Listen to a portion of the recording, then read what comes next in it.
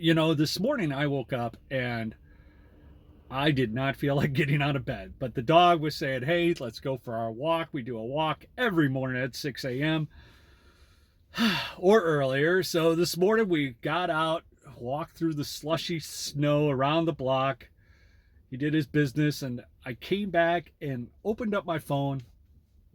And the first thing I saw was a text message from my brother. And he says, "Here's a picture of my brother in law, Mike.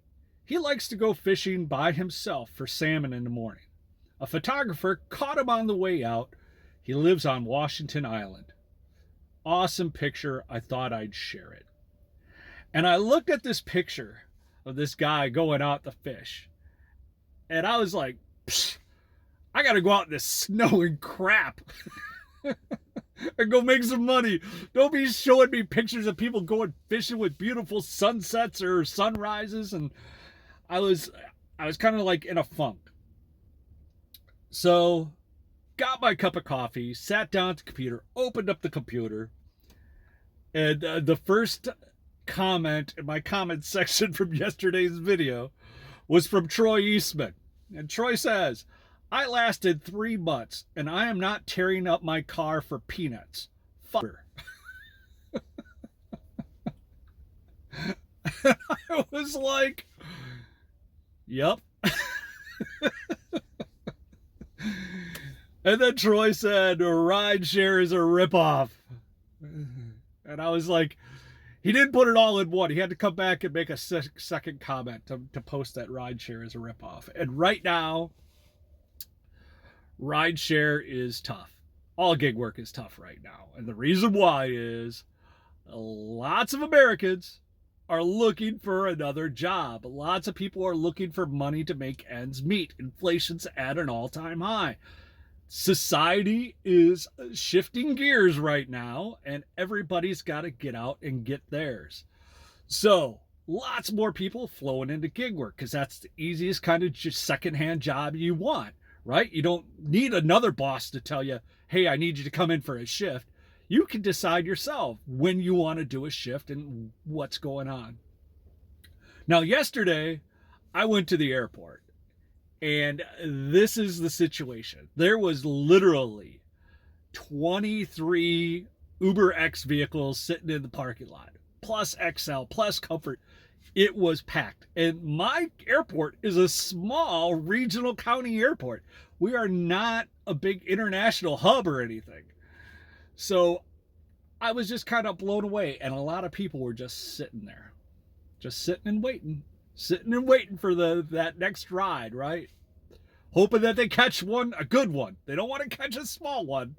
They want a keeper, or a trophy, right? So I keep looking at the news. Last week, Meta said they're laying off 11,000 people. Twitter laid off like 6,000, which Twitter's a different beast altogether. But then yesterday, Amazon says the job cuts are approximately 10,000, would start as early as this week. So Amazon's cutting the fat too. Everybody is starting to look and say, all right, we don't see the holiday profits as much as we thought. Profits next quarters are not looking as high as we thought. We need to downsize. We overhired or we overextended ourselves, and we need to get rid of people that we don't necessarily need. So a lot of corporations are cutting. And a lot of people moved around to new jobs in the last few months.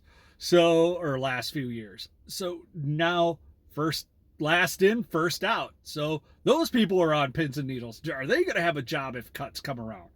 So there is a lot of things going on right now. And the gig economy is kind of, it's the life ring being tossed out to some people right now. And a lot of people are like, I don't need more people doing this. I don't want any more people doing this because this has been my kind of thing. Now, just an analogy here, but let's think of gig work as where the fish are at, right? That's where the money's at. And there's different types of gig works. There's deep ocean fishing. There's lake fishing. There's stream fishing. There's river fishing.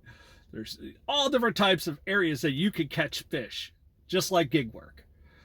Now, if you decide you're going to get into gig work and you go to this lake and you heard in this lake is where they're catching the fish, and last week that's where they were catching the fish, and you go there and you get a boat and you get your fishing stuff and you're like, I'm going to try fishing, everybody else is catching fish, and you go out there and you don't catch any fish, and you're having like a Bubba Gump day where he caught one shrimp when he first started shrimping, right? And they're like, oh, catch a few more and you'll have a shrimp cocktail. That is gig work when you start sometimes. Now, for some of these apps, it's a little bit different. Rideshare doesn't feed you as much as like Spark does. Spark puts you in a pond that's been stocked with fish when you first start. So when you first start doing Spark and some of these apps, you're catching big ones right away. And you're like, this is the bee's knees right here. This is where I'm catching my fish. Hell, I might not even go back to that other job. I don't even like that other job. I'm just going to catch fish in this pond right here with Spark. And as time goes on, Spark says, all right, well, we're moving you to a different lake. And you start fishing that lake. And you're like, all right, caught one. Oh, that one's kind of small. Oh, that's another small one. And you start realizing that they're not all huge trophy fish anymore. They're not from the stocked lake anymore. They're not feeding you these big catches anymore. And the algorithm is throttling you to make a set amount. And I think that's why a lot of people get, like, Spark isn't made for the career driver. Spark is made for the person that wants to go out and make a little money, because what's going to happen in January? What's going to happen to Spark? Right now, Walmart is doing their largest sales of the year right now, through November into December. They are making the largest sales they can make. They need as many drivers. You know, they canceled their deal with DoorDash, but now they picked it up with Roadie. Roadie's doing all these TV and bicycle and Christmas gifts, all these days of deals on these big TVs and everything, because those are the largest buying things out there for the holidays that they can lure people in for. And all these TVs got to get out there. There's not enough Spark drivers to do it, so they're using Roadie. I predict after the holidays, that affiliation with Roadie will be gone. They will not be using Roadie hardly at all. It's just a fill in. It's a gap filler. Spark drivers are gap fillers as well. So when you do Spark and a store is low on associates, or the associates are been diverted to do other things, they need drivers to come in and do shop and delivers. So it's all this just filling in the gaps of where they need. And that's what gig work is. You're there for a gig. You're there to fill in. You're there to stop the leaky boat, just to keep it going.